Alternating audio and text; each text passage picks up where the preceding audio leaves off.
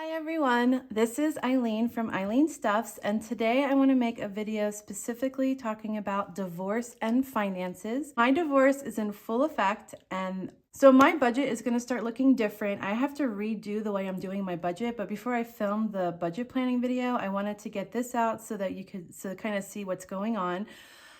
One, the way I do the bills is going to look different, but I'll talk more about that in the budget video. But as far as this, I need to create a plan. So essentially, like last night was the second night in a row that I didn't get hardly any sleep. I was like sleeping good, and then I woke up at 4 a.m. The weight of everything that is going on in my life just came crashing down on me. And I spent hours just worrying about, how am I going to do this? Is it going to be okay? Am I going to be okay? How am I going to manage to spend hundreds of extra dollars a month replenishing lawyer fees? And what I decided to do was that I just need to sit down and probably start estimating monthly costs of what's going on with the lawyers and the divorce so that I can plan ahead for it. And so making a plan, I think, is going to make me feel better, and that is actually what we're going to do today. So we're going to be creating a space in the back where we're going to be taking care of the lawyer and the divorce. So the first part is we're going to go through the plan. The second part of the video will be, I'm going to go through my envelopes and see which envelopes I can designate to pull money from for the lawyer in case I need it. So let's get started. So the first thing we have is just the basics, the things that I'm going to need to think about. It's going to be billed in 0.10 minute increments. No, that doesn't make any sense in 0.10 minute increments. It's going to be billed, I meant 0.10 increments, which is basically 10-minute increments. The other things I have to think about is they will also include charges for in-house stuff, which could be, the example they gave was such as like copying, making copies or having to do postage. And then the last thing I need to think about is I'm going to be billed monthly. And I have to upkeep my retainer of $3,500. So right there, I had like a slightly panic attack in the middle of the night last night because I mean, it's like specific as far as what they charge, but you know, some things aren't really specific, and it's going to be hard for me to gauge what exactly am I being billed if I'm only getting billed once a month. I'm like pausing right now because I think the reality is hitting again. It's just the other question I have, which I feel like I need to keep questions. So I don't know if anybody knows this, but is it fully my responsibility to pay for the full divorce because I'm the one that wants it? It kind of feels like what's happening here is I'm the one that wants divorce. So I'm the one that's just getting the responsibility of paying for everything. Is that right? Like there's two people, right, in this marriage. So I'm going to meet with my lawyer tomorrow. And one of the questions I have is, can half of these charges, are they going to be split between us? Like, I don't see why I should have to pay for everything just because I'm the one that wants the divorce. Because, yeah, like there's two people in this marriage. Two people are responsible for the, like, dismantling of it. And I don't see why I should have to pay.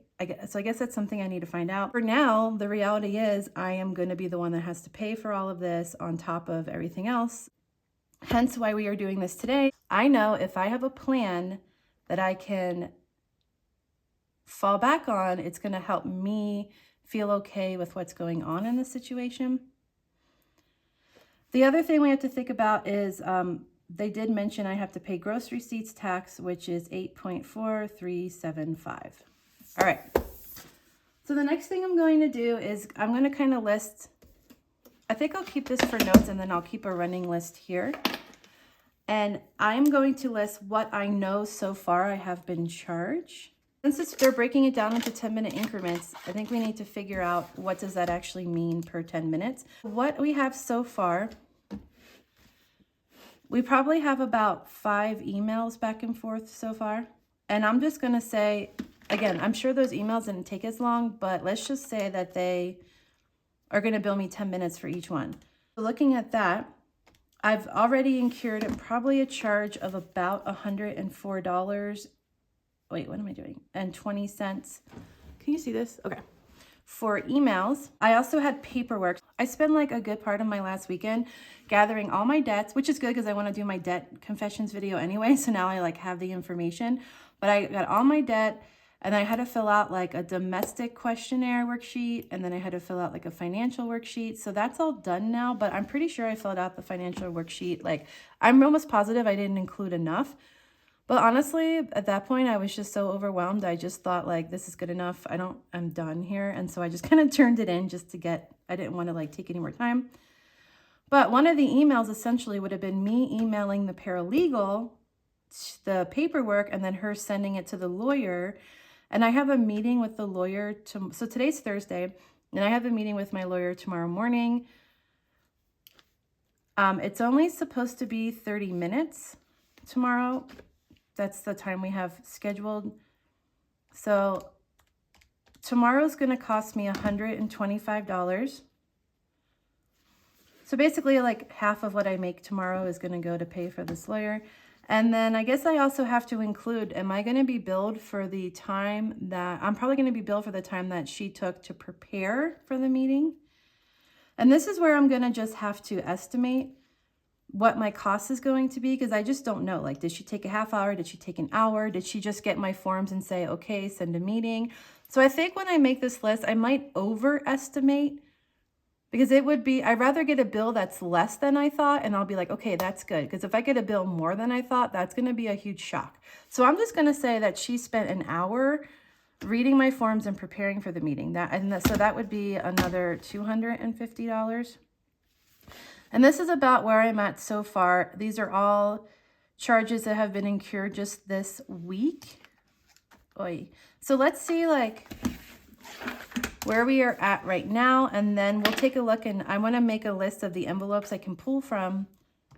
So I have 104.20, 125, and then 250s. So yikes. So right now I'm potentially at about already having a bill next month of $479.20. And my guess is it's going to be more, because once I talk to her tomorrow, I'm sure more is going to happen.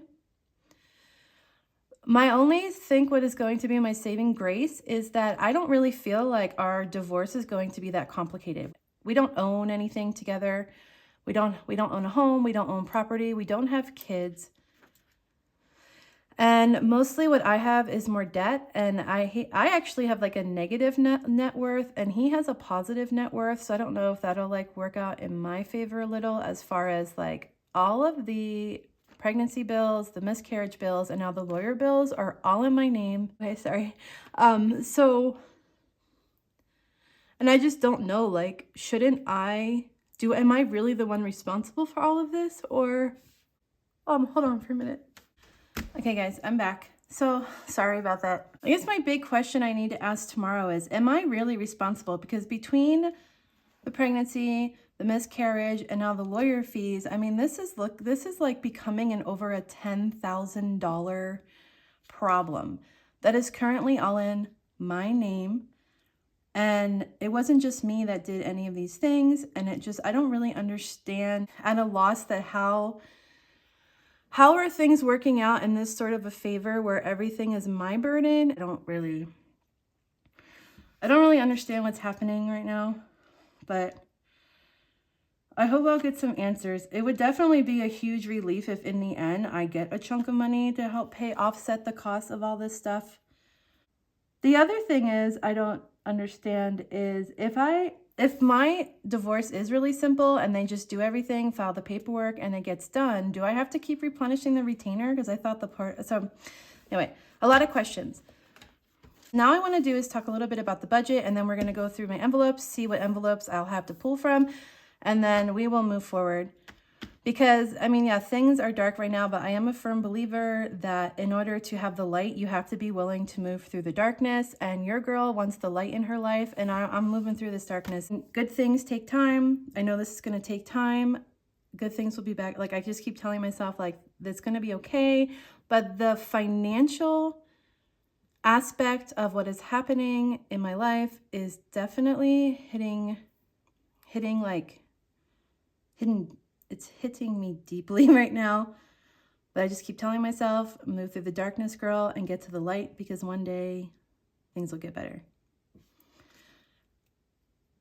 There's something else I wanted to say, but I just blanked about this. But oh yeah, so for the way my budget videos are going to be different is what I'm going to start including lawyer as like a monthly bill almost. So each budget, as I go through like my paycheck and I go through my bills for the month, I'm going to take out chunks of money each paycheck and just put them aside for the lawyer.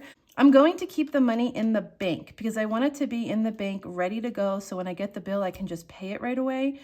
I do have a savings account already. Probably whatever money I set aside each paycheck, I'll just probably throw it in my savings account.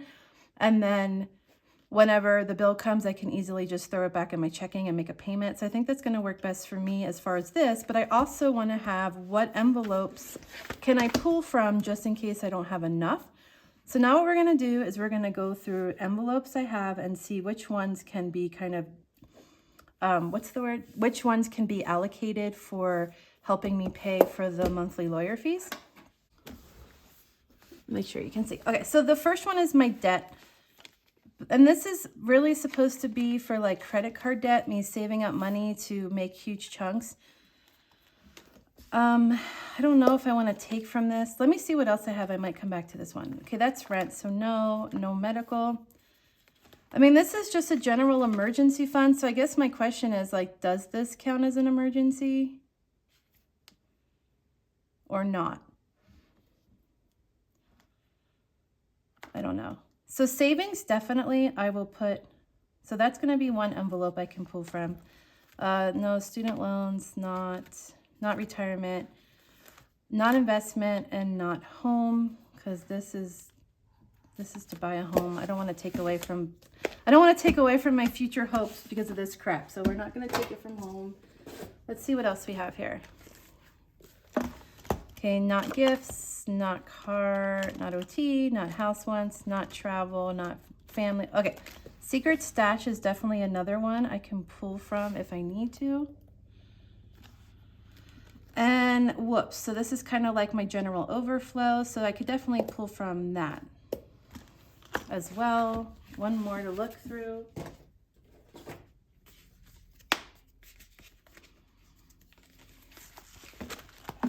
Okay, no, I mean, no beauty, no clothing, shopping, no, tarot, no, YouTube, no, giving, no, rollover. I would say that I could pull from my rollover. I don't see why not. I mean, this was generally supposed to be anything left in my wallet. By the next paycheck, I pull out, put it in rollover, and then I was gonna just let this grow and then maybe either allocate it to other envelopes or just save it for the end of the year, see what I saved. But I guess it'll serve me better right now that any money that I have left over in my wallet for each new paycheck, if I just save it because I didn't end up spending it, then I'll have it. For the lawyer, that's probably gonna be the best thing for me. Okay, so then we have Riley and Sadie. So what do we have here? We have 4 envelopes I can pull from: savings, secret stash, whoops, and rollover. So that kind of brings me back to, do I want to take money from my debt envelope? Because this is essentially a debt. And do I want to take money, what was the other one, from the emergency fund? I think I'll put them as maybes. Like, this would be worst case scenario. If I'm like still low and I just don't have enough, I will, like the worst case scenario, I'll pull from the debt and I'll pull from the emergency fund. But we have 4 definite envelopes and 2 kind of last resort ones. So I guess I actually feel a little better now because I was definitely really sad. Again, like making a plan, I feel a little bit more like I have some control over the situation again. And all I can hope is that it doesn't keep dragging on, that it just is like something that's quick, it's done, and then I can move on with my life. I guess that's pretty much all there is to say. Like 4:30 in the morning when I couldn't sleep and I was worrying, I started searching on YouTube for like divorce budget videos, budgeting and divorce, to see if like other people have done something like this, and I couldn't find any videos. So that was one of the big reasons why I wanted to do it, because my guess is that there's probably other people right now that are going through this process and are kind of and are trying to figure out how to, I mean, it's just a huge, like financially speaking only, I mean, the emotional thing's a whole other thing, but financially speaking, it's kind of a burden to like an already somewhat stretched budget. And the reality is hitting that I used to be we made pretty good money together. We were comfortable and we had 2 incomes. So before, if I had like low paychecks, I could just say, hey, husband, like my paycheck wasn't that great this time. And he would help. You know, he would buy food, he would put gas in my car, he would give me money. But that ship has sailed and it's like just me again. I am here taking care of myself, and budgeting is more important than ever for me. And I've said this in a few other videos, and I know I said it in this one. The only way I can think of to counteract the fear I'm feeling, the worry, the stress, is to like have a solid plan and to know that like I can do this and I will take care of myself. And this is one way. I mean, taking care of ourselves comes in many forms, but financially, we also have to take care of ourselves. So taking care of myself financially is going to mean knowing that this has to become part of my budget. If it means that I only end up with $40 for cash stuffing because I have to take $300 and put it towards the lawyer, that's what it's going to have to be. And this is temporary. All right, so I hope that this was helpful. If you've like been through this process, or really it could be, even though for me, this shock is more like a divorce shock, and like how, again, me moving from like a 2-person income to a 1-person income, but it could really be anything. Unexpected financial situation that we get can just totally throw us off. So how do we manage and how do we move forward without just drowning? I don't want to drown. I want to like keep my head above water, and I want to thrive. And so we have a plan now. We will add this into our budget, so you'll start seeing that. We have envelopes to pull from. We know what we're looking at. We'll have like an estimate at each month. I'll go through my estimate and see how it matches up with the bills, and we'll get through this. But I really want to say, like, I have had several people reach out to me and message me and share their stories of divorce, or just like give me encouragement. And it just continues to be a blessing in my life. So thank you so much for those of you that have shared your stories about like what you've been through with divorce or being single for one way or another and redoing your own budget. It's been really helpful and inspiring to me. But my next video we'll make our budget. We'll see. This paycheck isn't going to be the greatest, but I already have like some better paychecks coming my way. But we are just going to get through this, and we are going to move on because we still have many financial goals that we are going to work through. And I am not going to lose sight of my goals because of a temporary problem. We are going to do this. Thank you so much for watching, and I will see you in my next video. Bye.